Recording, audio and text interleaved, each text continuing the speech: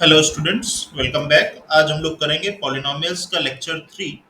Last lecture में हम लोगों ने पॉलिनोमियल्स, क्वाड्रेटिक पॉलिनोमियल और लीनियर पॉलिनोमियल के जीरोस फाइंड करना सीख लिया था।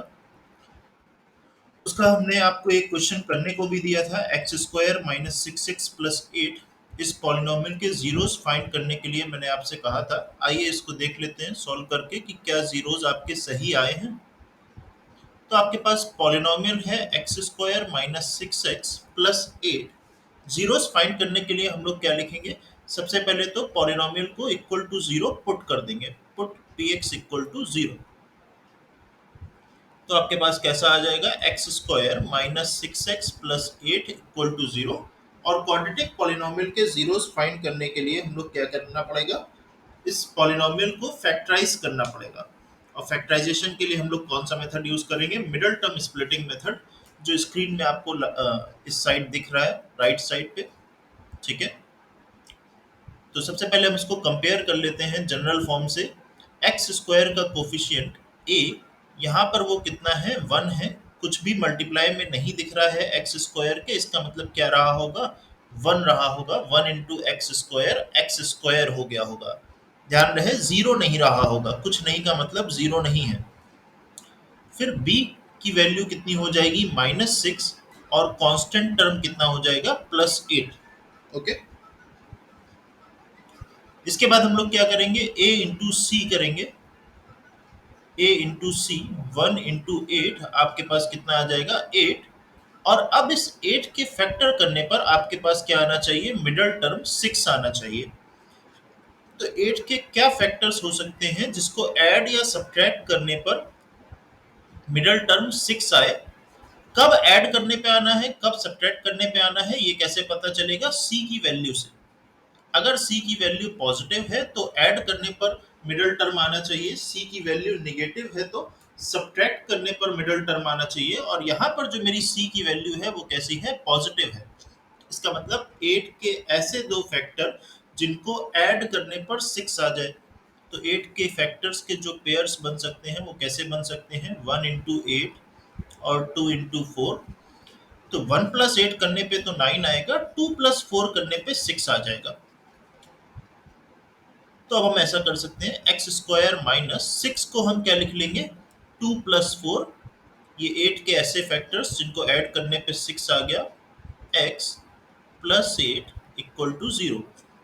ब्रैकेट खोल दीजिए, मल्टीप्लाई करा दीजिए। Minus two x minus four x plus eight equal to zero. अब फर्स्ट टू टर्म से आप कॉमन ले लीजिए। क्या कॉमन हो रहा है? एक्स कॉमन हो रहा है।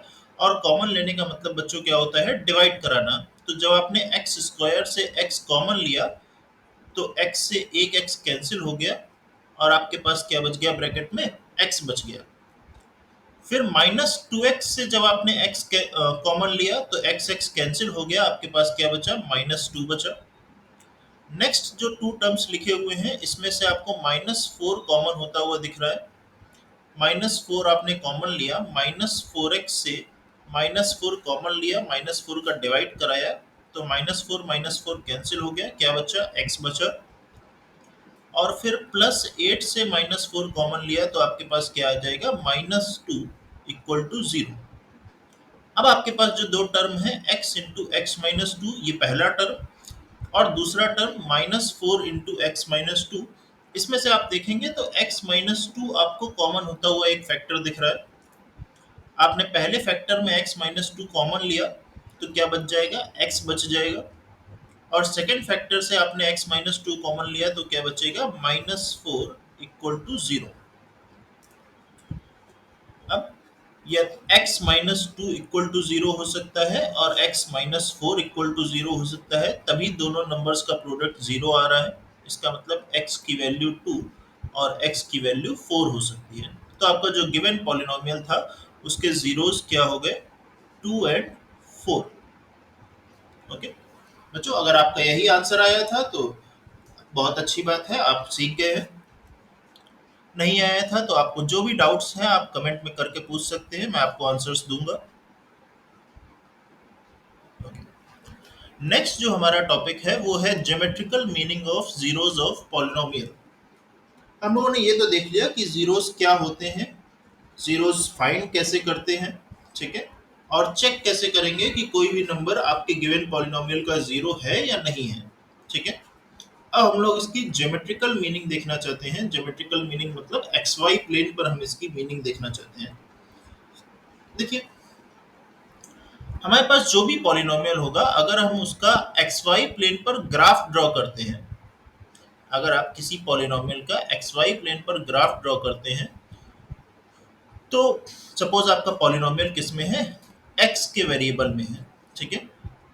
तो उस पॉलिनोमियल का ग्राफ एक्स एक्सिस को जिन पॉइंट्स पर कट करेगा, उस पॉलिनोमियल का ग्राफ एक्स एक्सिस को जिन पॉइंट्स पर कट करेगा, वही पॉइंट्स उसके क्या होंगे, जीरोज होंगे। जैसे अगर आप इस ग्राफ को देखें, तो ये ग्राफ एक्स एक्सिस को 3 पॉइंट्स पे कट कर रहा है। एक ये वाला पॉइंट जिसके कोऑर्डिनेट कितने हैं, 2,0, एक्स की वैल्यू यहाँ पे कितनी है, 2 है। और एक ये ओरिजिन पे इसको कट कर रहा है, यहाँ पे एक्स की वैल्यू कितनी है, 0 है। और एक और जगह ये कट कर रहा है, यहाँ पे एक्स की वैल्यू कितनी है, -2 है। ओके, तो अगर ये किसी पॉलिनोमियल px का ग्राफ है जो x एक्सिस को 3 points x equal to 2, x equal to 0 और x इक्वल टू -2 पे कट कर रहा है, तो ये जिन पॉइंट्स पे कट कर रहा है ये कुछ और नहीं है, ये क्या है, उस गिवन पॉलिनोमियल के जीरोज होंगे। अच्छा, इसके कितने जीरोज आए हैं, 3 जीरोज आए हैं। इसका मतलब ये कैसा पॉलिनोमियल रहा होगा, क्यूबिक पॉलिनोमियल रहा होगा, राइट।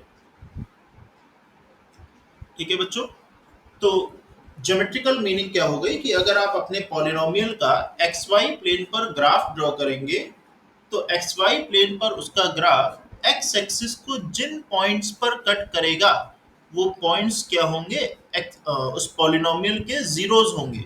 क्लियर। जैसे ये गिवन ग्राफ जो आप देख रहे हैं फिगर में, ये कहाँ कहाँ पे कट कर रहा है, x इक्वल टू 2 पे कट कर रहा है, x इक्वल टू 0 पे कट कर रहा है और x इक्वल टू -2 पे कट कर रहा है, ठीक है। तो इस पॉलिनोमियल के जीरोस क्या हो गए, 2, 0 और -2। ओके, हम x एक्सिस पे क्यों देख रहे हैं, क्योंकि मेरा पॉलिनोमियल किस वेरिएबल के टर्म्स में था, x के टर्म्स में था। अगर मेरा पॉलिनोमियल y के टर्म्स में होगा, तो हम ये देखेंगे कि y एक्सिस को कहाँ कहाँ पे कट कर रहा है, ठीक है। अगर मेरा पॉलिनोमियल z के टर्म्स में होगा, तो हम देखेंगे कि मेरा ग्राफ जो है वो z एक्सिस को कौन कौन से पॉइंट्स पे कट कर रहा है, ठीक है। अभी मेरा ग्राफ जो है वो मेरा पॉलिनोमियल जो है वो x एक्सिस x वेरिएबल के टर्म्स में है, ठीक है। तो हम ये चेक करेंगे कि x एक्सिस को कहाँ कहाँ पे कट कर रहा है, x की कौन कौन सी वैल्यूज के लिए ग्राफ कट हो रहा है। क्लियर, वही उसके क्या हो जाएंगे, जीरोज हो जाएंगे। ठीक है बच्चों, चलिए अब देखिए एक और जो इम्पोर्टेंट पॉइंट है, अगर ग्राफ x एक्सिस को कहीं पे भी कट नहीं करता है, अगर ग्राफ x एक्सिस को कहीं पे भी कट नहीं करता है, इसका मतलब उस पॉलिनोमियल के कोई भी रियल जीरोज नहीं है। क्योंकि याद रहे, हम एक्स वाई प्लेन पर जो नंबर्स शो करते हैं वो कैसे नंबर्स शो करते हैं, रियल नंबर्स शो करते हैं, ठीक है। तो अगर ग्राफ एक्स एक्सिस को कट कर रहा है, तो उसके कैसे जीरोज हैं, रियल जीरोज हैं। अगर ग्राफ एक्स एक्सिस को कहीं पे भी कट नहीं कर रहा है, इसका मतलब उसके जीरोज कैसे हैं, रियल जीरोज नहीं है, कैसे जीरोज हैं, इमेजिनरी जीरोज हैं, ठीक है। रियल नंबर्स और इमेजिनरी नंबर्स क्या होते हैं, वो आपका चैप्टर फर्स्ट का टॉपिक है, रियल नंबर्स, ठीक है। हम लोग उसको वहां पे डिस्कस करेंगे। चलिए अब हम कुछ क्वेश्चंस कर लेते हैं जहां पे आपको आइडेंटिफाई करना है कि गिवन ग्राफ जो आपको दिख रहा है फिगर्स में, उसके कितने जीरोज हैं, ठीक है। जैसे फर्स्ट फिगर अगर आप देखें, तो ये एक्स एक्सिस को बच्चों कितने पॉइंट्स पे कट कर रहा है, एक भी पॉइंट पे ये कट नहीं कर रहा है।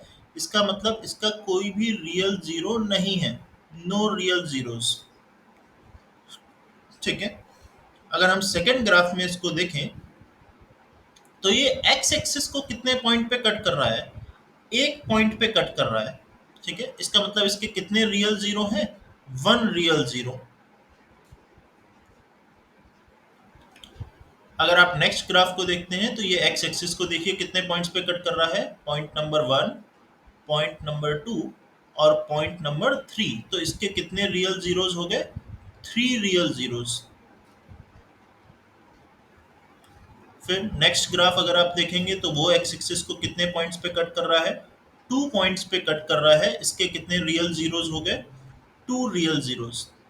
और फिर नेक्स्ट कर्व जो है वो मेरा एक्स एक्सिस को 1 2 3 4 पॉइंट्स पे कट कर रहा है, तो इसके कितने रियल जीरोस हो गए? 4 रियल जीरोस। अगर आप नेक्स्ट ग्राफ को देखते हैं, नेक्स्ट ग्राफ जो है मेरा 1 2 3 पॉइंट्स पे कट कर रहा है, इसके कितने रियल जीरोस हो गए? 3 रियल जीरोस हो गए। ओके बच्चों, ये आपका पास एक क्वेश्चन आएगा और ये जो क्वेश्चन है एनसीईआरटी एक्सरसाइज 2.1 के क्वेश्चंस हैं ये, ठीक है। एनसीईआरटी बुक के एक्सरसाइज 2.1 के ये क्वेश्चंस हैं। वहां पे आपको आइडेंटिफाई करना है कि गिवन ग्राफ में कितने रियल जीरोस हैं। क्लियर? ओके, नेक्स्ट हम लोग करते हैं। नेक्स्ट जो लास्ट टॉपिक है, ऑलमोस्ट इसके बाद एक और टॉपिक है आपके पास, relation between zeros and coefficients of a polynomial. Polynomial के जीरोस और पॉलिनोमियल के कोफिशिएंट्स, कोफिशिएंट मतलब एक्स स्क्वायर का कोफिशिएंट ए, एक्स का कोफिशिएंट बी और कांस्टेंट टर्म सी, इनमें क्या रिलेशन होता है, ठीक है। पहले हम लोग क्वाड्रेटिक पॉलिनोमियल के लिए करते हैं।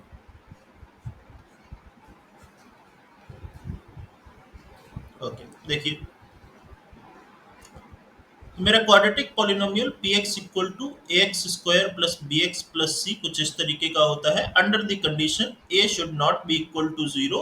ये हमने आपको लेक्चर नंबर फर्स्ट में बताया था, ए जीरो क्यों नहीं होना चाहिए, क्योंकि अगर ए जीरो हो गया तो zero into x square zero हो जाएगा और एक्स स्क्वायर का टर्म रिमूव हो जाएगा, तो फिर ये क्वाड्रेटिक पॉलिनोमियल ही नहीं रहेगा, ठीक है। इसलिए ए जीरो नहीं हो सकता। अब मैंने मान लिया कि इस क्वाड्रेटिक पॉलिनोमियल के दो जीरोस हैं, कौन कौन? एक अल्फा और एक बीटा, ठीक है।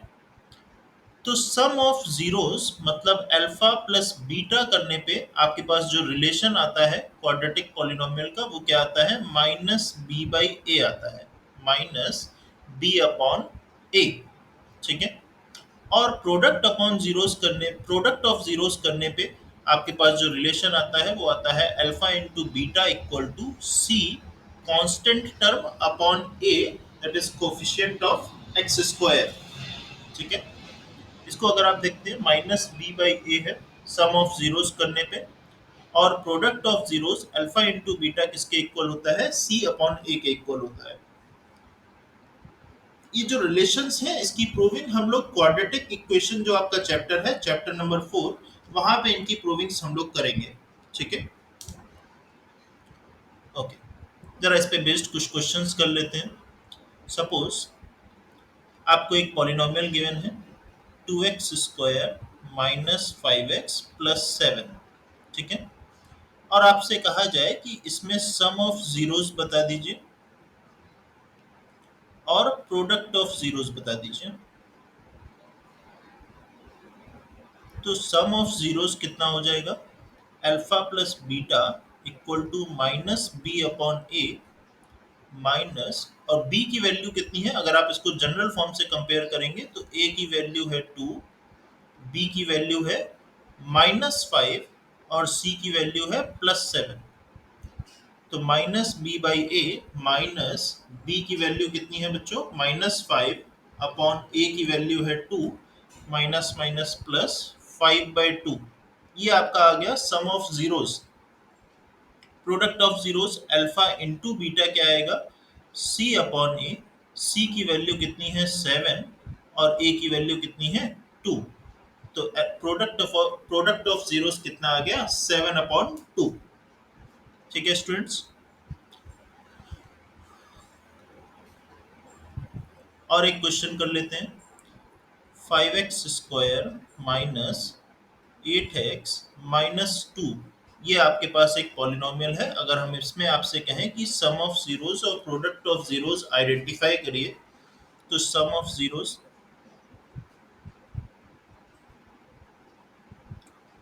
जीरोस के लिए हमारे पास फॉर्मूला क्या है? Alpha plus beta equal to minus b by a, और प्रोडक्ट ऑफ जीरोस के लिए अपने पास रिलेशन क्या है, alpha into beta equal to c by a. ठीक है, कंपेयर कर लेते हैं। पहले ए की वैल्यू कितनी हो गई, एक्स स्क्वायर का कोफिशिएंट 5, बी की वैल्यू एक्स का कोफिशिएंट -8, सी की वैल्यू कांस्टेंट टर्म -2। तो alpha plus beta minus B, B की वैल्यू है -8 upon A is 5, minus minus plus 8 upon 5, ये सम ऑफ जीरोस आ गया, alpha into beta C by A -2 upon 5, ये product of zeros आ गया। ठीक है बच्चों,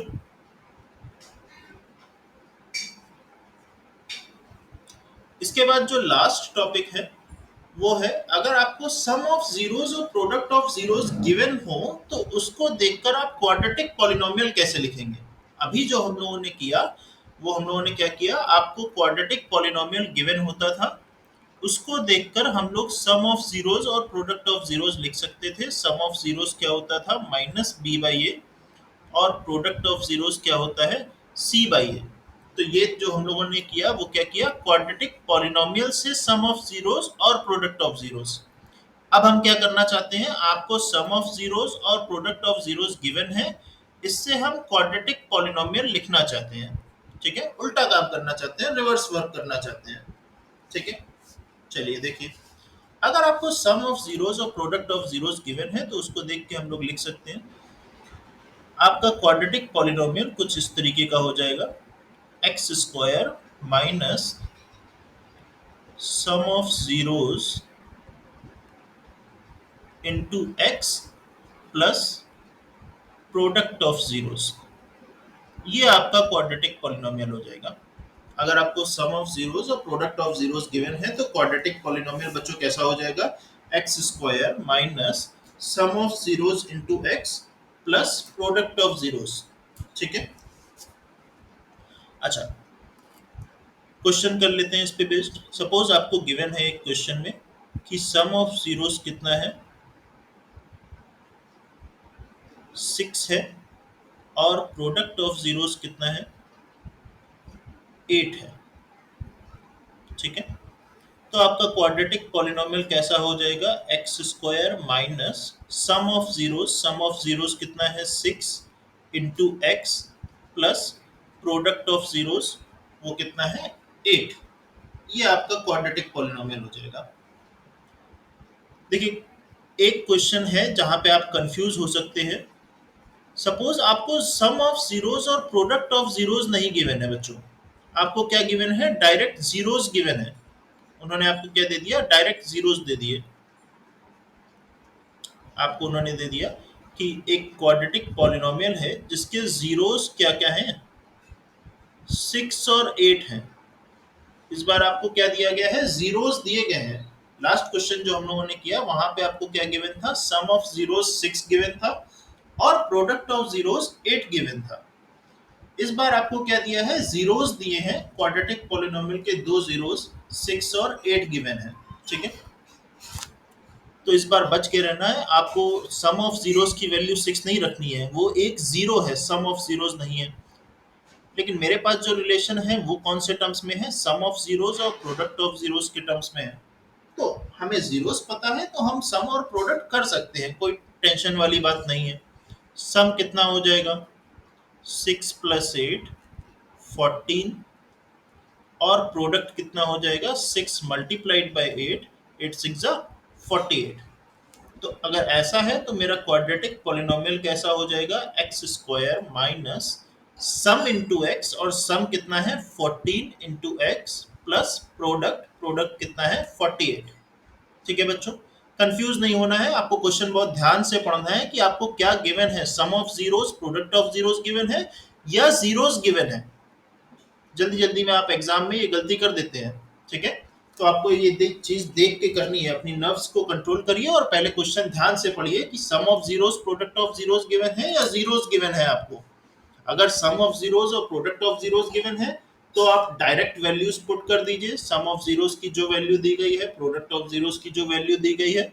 अगर आपको जीरोस गिवन है तो आप सम और प्रोडक्ट पहले कैलकुलेट कर लीजिए, फिर आप वैल्यू पुट करिए सम की और प्रोडक्ट की।